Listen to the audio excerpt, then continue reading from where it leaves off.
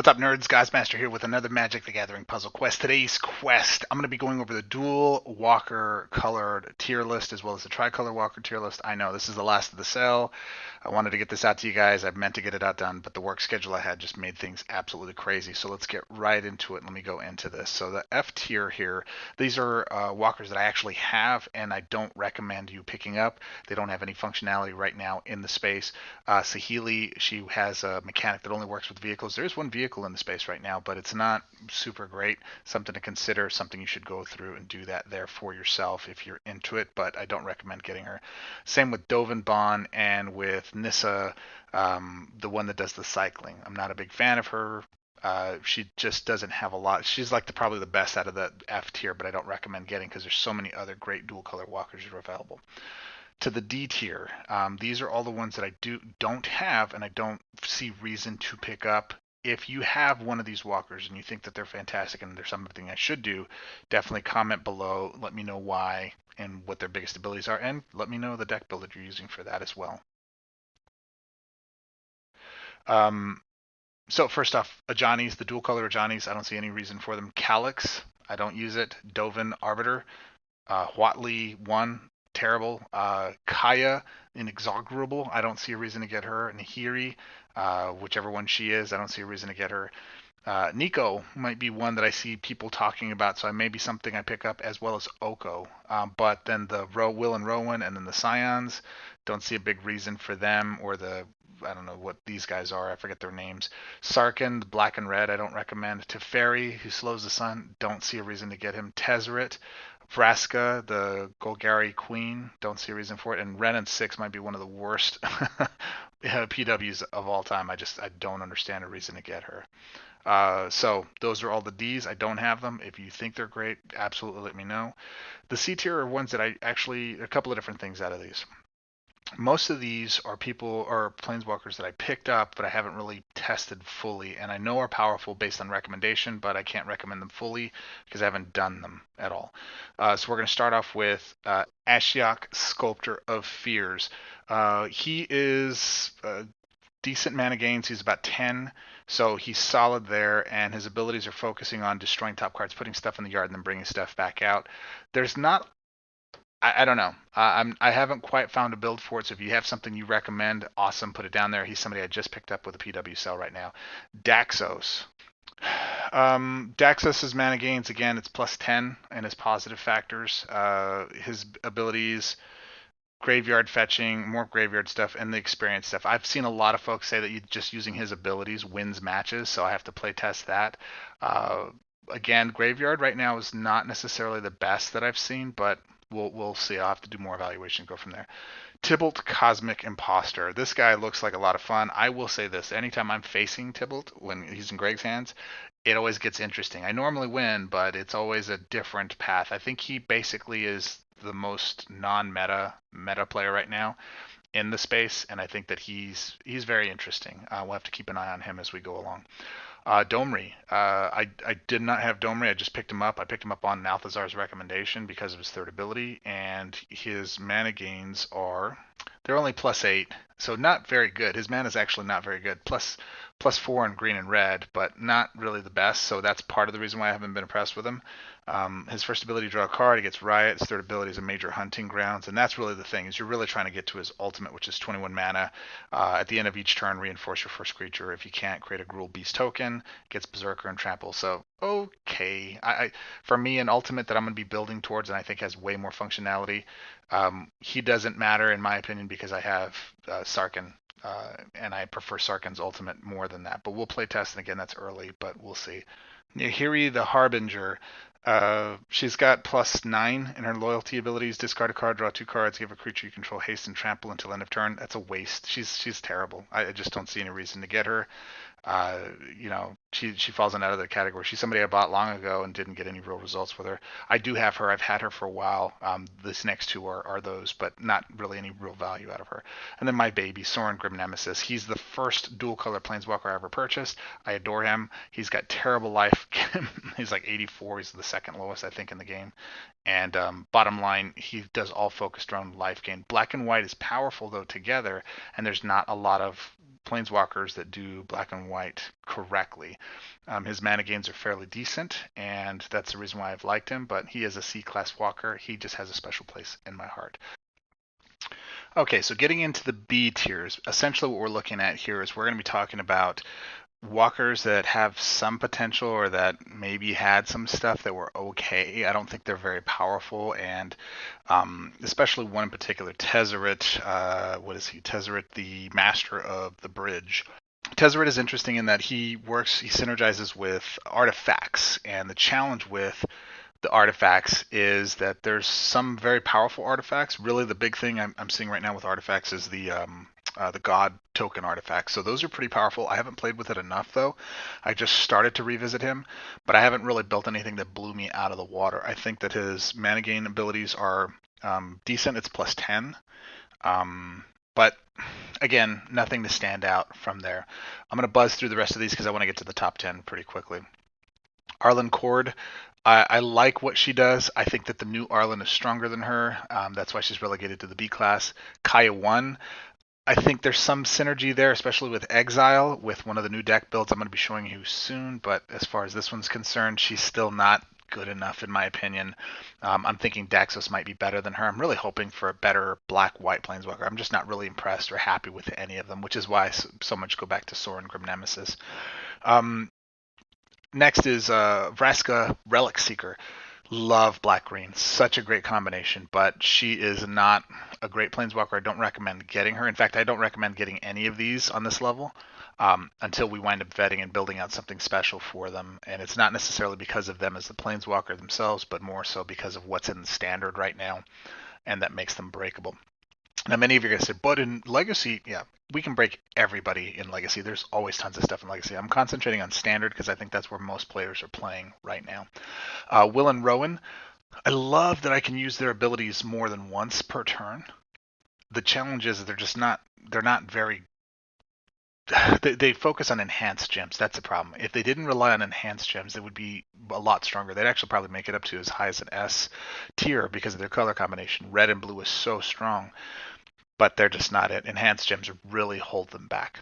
So that's my B tier. We're going to get into our top 10 walkers here, but before I do, let's talk about our honorable mentions. Samut the Tested. I like Samut for a couple of different reasons. Her mana bonuses are strong, but in addition to that, her life total is strong. She's got a really high life. Her third ability can win games. The challenge is it's so slow to get her up to that point, and she has limited support that you can use for conversion, so it's hard to use power cards along with conversion cards with her, so that limits her. The other side of that is that she is such a negative to her non-in-color things. I normally don't mention that, but when you're a dual-color walker, that matters. The tricolor walkers, it matters less, but the dual-color walkers, it really does matter. There are better mana gains in monocolor walkers that do something similar to her than anything else. The other thing I like about her, though, is that she has an all 10 creature deck that you can build. So if I'm mastering cards, she becomes a great way for me to master all of my 10 creatures and get up. So I use her quite a bit, but it's usually for just mastering cards. So again, if you have every other one above her and you decide to get her, there's a couple of different reasons for using her. I use her quite a bit, not because she's great, but because she's functional, and I use her quite a bit, not in events, but, well, in events, but mostly for mastering cards at early levels. Next is HEATLEY Radiant Champion. I love HEATLEY. I never play with HEATLEY, and the reason is because Tamiyo is a thing. Tamiyo exists in those same color schemes, and I think does a better job of what she's doing. The challenge with HEATLEY is if you don't have creatures on the board, you're not using any of her abilities other than her first, which is allowing you to get more loyalty to focus on creatures. But if you don't have creatures on the board, she's stuck. If she does have creatures on the board, she's pretty dominant. Good mana gains, decent life. I like her quite a bit. Again, she's very functional, and I would not recommend getting her if Tamiyo is a thing, because you're going to use Tamiyo way more. Arlen the Pack's Hope. I love Arlen. I just wish she didn't have the flip thing. I have a full review. You've seen my review on her. I think she's very powerful if we can master the flip, which I don't see happening anytime soon. We have both sets that are out that are going to contribute to that one function, which is day versus night. I haven't gone back to playtester since Vow came back out, but I think that for fun, if you're into werewolves, tribal, she is fun to play, and that's the reason she ranks as high on our honorable mentions. Okay, now, all right, so now for our top 10 in the A class. Nissa Shadowed Bows. I really like Nissa Shadowed Bows. She took a huge hit though, however, once Uro and Kraxos left standard. There are some I have to retest with her. She's got some powerful mana gains. Her life total is okay at 117. She's good life. But the bigger thing with her, she's capable of doing reanimator objectives. I really like that a lot. Her color schemes are really good with black and green. I think for black and green, she's the second best black-green walker in the game. And as a result of that, I really enjoy her. The reason I wouldn't play her over, well, you'll see why in the other one. So she takes my 10 slot. Kiara, Master of the Depths. I really enjoy Kiara. She was at one point the #1 walker in the game, dual color, I should say at least. Maybe even the best walker in the game, period, at some point. The challenge with her is her mana gains aren't very strong, but her third ability is pretty powerful. And she's still, her first ability to take mana away from your opponent and get mana to yourself is pretty fun. It works really, really well. So I like her, but she's been relegated down to here. There's no reason to play her when you've got Brokon or even Tamiyo. There's just no reason to play her anymore. I never play with her anymore. So Angrith the Flame Chain, I love Angrith. He's got great mana gains, +5 to black and red. Love his loyalty abilities for snag and sack. I just wish his secondary, but he'd be an S tier walker for me for sure if his secondary ability wasn't limited to targeting folks or targeting creatures 15 or less. That really stinks. It should just be any creature you target on your opponent's side you can take, beat him with, and then sack it at the end. Great. There's enough creatures in play in standard right now that I haven't revisited the snag and sack gameplay, which is you take their opponent's creatures, hit them with it, and then sack it to your own self or make yourself more powerful or whatever it is. But I absolutely adore him. The reason I don't play with him as much is because Bolas is a thing. Ever since Bolas came out, that's why it is. Bolas makes him irrelevant, but his abilities are really fun, and I really enjoy doing that. Number 7 on our list is Ashiok Nightmare Muse. I like Ashiok a lot. I'm not playing with him, though. Like, I just barely started playing with him again, especially with some new cards that came out with Vow. And what's in standard right now. I'll be really excited to play with him when we get the blue Mox that's coming out for the new PMAs. When that happens, I think that'll put all of the blue Planeswalkers on a whole nother tier. But he is phenomenal, and I think that if you're sleeping on him, you might want to pay him a visit, especially with some of the new Vow Exile creatures that came out. I'll be doing a spotlight here and there very soon. And I really enjoy him for that matter. And his third ability can win the game all by itself. It's insane. I love Exile stuff right now, and I think that's probably one of the most powerful mechanics in the game. So definitely rounds up my top A tier. But these next top 6 walkers, they're the ones. So number 10, Shadowed Bows. Number 9, Kiara. Number 8, Flame Chain. And number 7, Ashiok. Let's get into our top 6 Planeswalkers. So S tier. All right, say what I know. I already can hear it. Say what you will. This guy's phenomenal. Dungeon Master is a great Planeswalker in the standard meta right now for a couple of different reasons. His mana gains are really great. He's got +10 total for plus mana. In addition to that, his third ability is bonkers. It allows you to deploy the Gatewatch forever. All you need we're always going to have clerics, we're always going to have wizards, we're always going to have certain creature classes that we'll be able to fetch with our third ability. So just do a loyalty ramp, get up to your third, go put him on the board. His third also works with support. So right now in standard we have wizard class. It puts wizard class on the board if it's the only wizard you have. So I get to go fetch up to 5 potential things and put them on the board to complete my party objective. So I can have a support that's a cleric, I could have a support that's a wizard, I could have a creature that's one of the 3, and I have full party that's completed that way with my third ability. Very powerful, very fun, very good way to get it done. Second thing that I talk about with him is that we have events right now that are focusing on the party objective. That's not going to go anywhere. So we have to focus on that and build around that. You can do that in one of 2 ways. You can do it with Dungeon Master himself, which I argue is a good Planeswalker on his own. I'm not a fan of the venture into the dungeon stuff, but of all of them, he's self-contained. He does not need the cards in standard to make that happen forever. So again, he will be evergreen when it comes to that. Secondarily, though, the other way you can complete the party objectives is if you have his Vanguard. I actually prefer his Vanguard to him. However, not everybody's going to be willing to go out and invest the pinks necessary to get that Vanguard. So this becomes a more viable option. It's more accessible to most folks, and you're going to be using him a lot because that event is not going anywhere for a long time. So dig in, Buttercup. You're going to be using Dungeon Master quite a bit. and he's actually a good walker. Learn to love him because he's going to be something you're going to use a lot. That's why he's an S tier planeswalker. More out of necessity than probably what most people enjoy, and I argue that his power borderlines on A to S, but because of that event, it throws him into the S category. All right, next. Calamity, Disciple of Iruas. Great life, 128. Mana gains are plus 10, so decent mana gains. First and third ability, insane. Actually, all of her abilities are good, but her first ability, fetch a creature that's 14 casting cost or more. Give it haste, put an emblem on the board. You get that creature on the board, you're going to go get haste. It's powerful. You increase your experiences. Third ability is just like I don't even know what it is. It's like a living Fiery Emancipation, but instead of casting spells every time your creature attacks, it's doing their damage equal to them. It's powerful. It's really, really strong. You finish out games really, really well. I can't say enough good things about her. She's absolutely a must-have walker. Even in her color schemes of white and red, Narset is comparable to her, but I think that Calamity is more powerful in damage and creature dealing than Narset. Narset's more flexible, and I recommend having Narset over her. But I actually play Calamity quite a bit because I can use her from time to time in objectives just to go complete damage dealing objectives or fetching and casting creature objectives. Plus, you have Red Mox that's in standard forever, so it's just something she can use to actually get your more expensive creatures out. Just a lot of great things. Plus, I also argue right now white is the most powerful color in standard. She has the most powerful color schemes in standard, and she also has the haste and the other abilities to go with it. I actually haven't built my newest deck with her yet.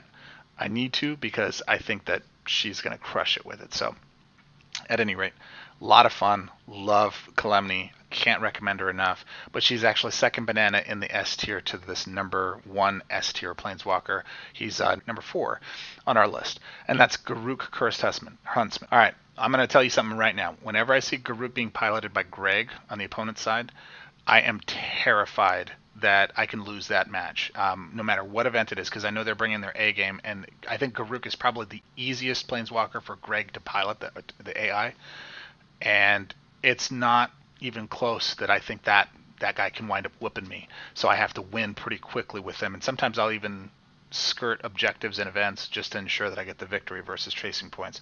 His mana gains are plus 10. His life total is great at 123. His first ability puts tokens on the board, 2 Vicious Wolf tokens, and any Vanguard support that they have, it actually deals with Vanguards, which is nice and really important right now in the meta. His second ability, absolutely powerful. Destroy target creature, then gain life equal to the toughness and draw 2 cards. That second ability might be the best second ability in the game. That is insane. Kill a creature, gain life, draw cards. Come on, dude. That's sick. That's insanely good at only 12 loyalty for that. And then this third is Cursed Predation. Improved Cursed Predation token. Create 5 Vicious Wolf tokens. If that thing hits the board and you don't have a way to deal with it, it's just a matter of time. It's GG. That thing is so vicious when it hits, and it can wind up dominating you pretty quickly. Garruk, Cursed Huntsman is a must-have walker. He's the most powerful green-black planeswalker right now. There is no other color combination that has green-black in it for a tricolor, so in that regard, he's an absolute must-have walker for those things specifically. Best green-black combo by far, not even close with Shadowed Bows. When Shadowed Bows had Uro and Graxos, that mattered, but now that they're out of standard, it's not even close. And he will probably, I could easily see him being argued as an S plus tier because of how strong he is. Dude wins all on his own. Get him. You should have him. All right. S plus tier. These are the walkers that I say you must have no matter what. They're just beasts of tokens and are creatures or planeswalkers, and I absolutely adore having them. I think they're fantastic.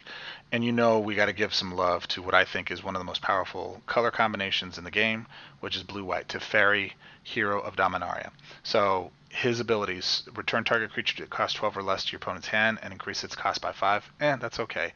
Second ability, draw 4 cards and gain an extra swap. Brutal, really good. A lot of times that can wind up saving your tail if you're a little behind. Third one, everybody wants the Ferry Vanguard. You should get the Ferry Vanguard. This is the Planeswalker version of the Ferry Vanguard. It is this guy. He can basically remove their stuff based on draw, so it's easier to get him than it is to go get the Vanguard. I would still argue go get the Vanguard because then it goes in every blue or white walker that you have, but bottom line is this guy is phenomenal. Mana gains are good, 7, 8, 9, 10. He's got plus 10. But really it's all about that third loyalty. His life is low, 102, but yeah, he's solid, man. He's such a great planeswalker. I can't recommend him enough. Get him.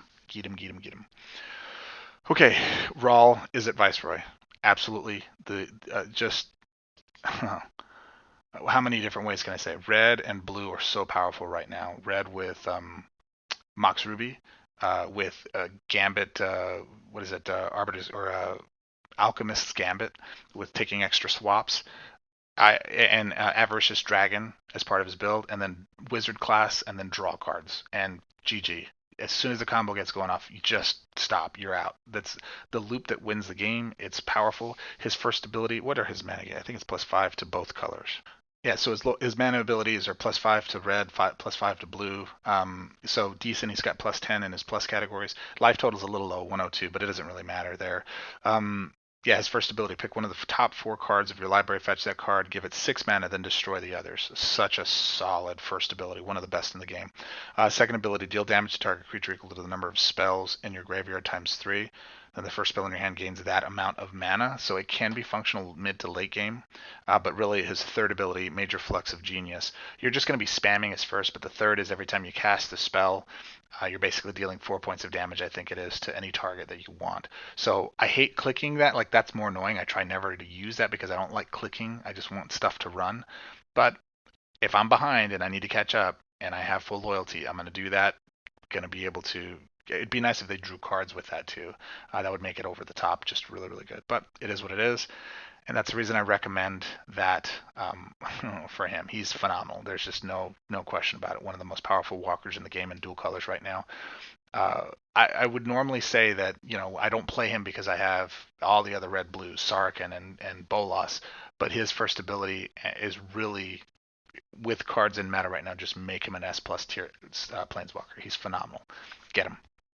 And finally, the number 1 Planeswalker that's dual colored, Kasmina Enigma Sage. She's a beast. +12 to her mana bonuses, so green, blue, and red. Her first, just all of her abilities. Fractal, create a fractal token, pick one of the first 4 cards from your library, it gains X mana, X is equal to the highest shield among supports you control. Come on, man. That's easy to just break with blue and green right now. Her second, it's all about her second. I just ramp into her second always. Create an unsolved Enigma token, then copy the first spell in the card in your hand. That card gains full mana. Convert all gems on the board to a random color. You're just nuking the board, creating massive mana gains. And that Enigma token just allows you to go learn and fetch cards based on the color sequences of cards you're casting. You don't even have to have good cards. If you just go fetch the learn cards that are available to you, you can win a game just with her static backup slots in cards. It's phenomenal. It's one of the best walkers that we've seen in the game. And I can understand if people argue she's the most powerful walker in the game. I disagree. She is absolutely the most powerful dual color walker for sure. And she could rival some of the tricolor walkers. And I could definitely see an argument for if you got her and used her and got better results with her than anything else you're running right now. I completely understand why she is a powerhouse and absolutely worth having. That is my dual color tier. Let's go into our tricolor tier. Okay, so we're going to keep this super quick. Ted, the Eldrazi Desolation, or Ugin. I got them because I like the flexibility, the colorless of them. They're not the best. I would definitely recommend that if you're going to do these, just do it for fun. And if you have plenty of resources, great. A tier. Nico Bolas, the Ravager. And the reason I don't like Nico Bolas is his mana gains are so low. +2 to blue and red, and then +3 to green, or to black rather, so you only get a plus. That matters. There's so many times I can't tell you I've lost because I was 1 mana short from in-swap colors to actually get a thing. He's got a lot of cool stuff, but if you're taking that long to get to his second half of his abilities, you're losing the game. So that's all I'm going to say about him. You want him for fun, great, but there's better Boluses than him. So S tier, Narset. I love Narset. I think her color combinations are super flexible. I play her pretty much over just about any other color combinations that are red or white. She's got +9 to her overall colors, which isn't the best, but her abilities are her first ability I don't really use a lot, rarely. It's her second ability. I get a support in hand, it's the last card in hand, I ditch it, I get mana to my hand, I draw 3 cards, and I go from there. I try not to use her third ability, although it will help me catch up and win in games. But she is definitely an S tier walker, and I highly recommend you have her. Now, let's get into the S tier walkers here. Nico Bolas, Godvero, actually. Godvero is great for newer folks who have smaller collections. He should be the first tricolor walker you get. So if you're newer, you're just getting into the collections, he's absolutely great because of his flexibility, his first ability to kill and to get back into games where you need to. Control, he's just an early small collection, early player. The first tri walker you should go get. So if you don't have it and you're debating which one should I get, he's the one you should get. From there, then Dragon God. Now, the reason I love this one is because of his mana gains. He's the exact opposite of what the Bolas was before.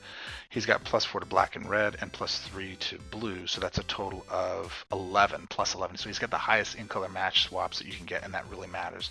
His first ability is great for Legacy decks with Gear Hulk and Omniscience, so you're drawing cards and it's helping fuel that. Destroying your secondary target, so you do have some removal, although it's at that second tier. And his third ability is insane, doing 30 points of damage. It's a game ender. Really, it's his color combination and his mana bonuses that make him the best Bolas in the game for more established collections. So if you have a lot more cards, if you have a more mature collection, he's the Bolas you should go with, because that mana gain matters, man. It really does. The next Karn is just the best. You get to go get all the stuff. You get to play everything you want. If it's a colorless objective or a 5-color node, you get to play him, play all the colors. He's super flexible. And his mana bonuses, when you really start going up with a 5-color build, you get to ramp up into your color sequences. You get +7 in your color combinations if you do things right. He's a phenomenal Planeswalker. His first ability, you spam the tar out of. His third ability is great. When you create the token on the board, you give yourself your supports buffed, and you actually go bring supports back from the graveyard. I just can't say enough about Karn. He's one of my favorite Planeswalkers to play with, and I argue he's the best monocolor walker in the game, but we'll get into that another time. Top 2, Sarkhan and Tamiyo. Just get him. Just get him. Mana bonuses might not be the greatest. Her third, though, she is the best Planeswalker in the game because of her third ability, and white is the strongest color sequence right now. So you should have all of these before you have any of the dual color walkers, is my opinion. Clearly, this first row you should have, because they're the most flexible, most powerful walkers in the game, hands down, bar none. And then you can go to Kasmina and the rest of them if you'd like. So that's it, my friends. What do you think? Disagree? Agree? Comment below.